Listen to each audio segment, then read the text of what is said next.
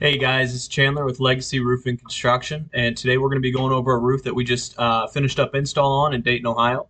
This was an 8-year-old roof installed by a local contractor, and the homeowner was having a few issues with shingles sliding off of the roof, and I can figure this out.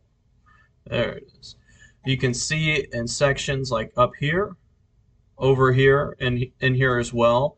The homeowner actually had shingles sliding out from underneath the roof. So once we got the project started and tore off the top layer of shingles, we found that the decking underneath the shingles was far from adequate. It was actually 3/8 decking, and you can see areas on the decking where it's beginning to divot and break and crack.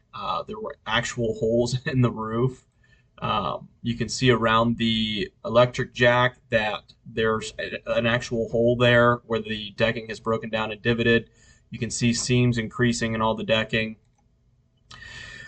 And kind of some more of it over here. You can see how it's very uneven across the top. Now, the biggest issue with this here is that the nails weren't able to properly grab into the decking and hold the shingles on tight enough, and that's why they were beginning to slide and come loose. Luckily, the homeowner didn't have any leaks with the roof, but it was certainly something that was on its way. We had actual breaks in the decking, delamination, a little bit of everything with this one. So what we went ahead and did was installed all new decking across the entire roof deck. And you can see here how it lays very nice and flat, and that's going to make sure that one, your shingles, when you nail it down, they have something sturdy to grab into and hold on to.